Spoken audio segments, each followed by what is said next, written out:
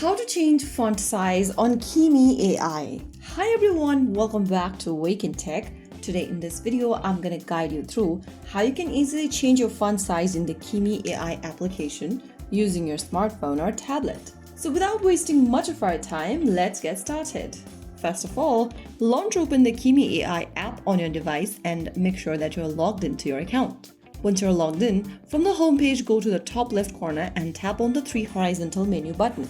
From the expanded pop-up menu, click on your name at the top, and then underneath settings, go ahead and look for the font size button, and you'll be able to see the white slider at the bottom of the screen. Simply go ahead and press how large you want your font size to be. If you want huge font size, then you can go to extra large.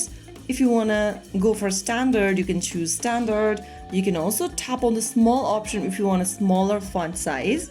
Simply go ahead and pick your preference. And once you are done, click save at the top right corner. And there you have the font size according to your preference on Kimi AI.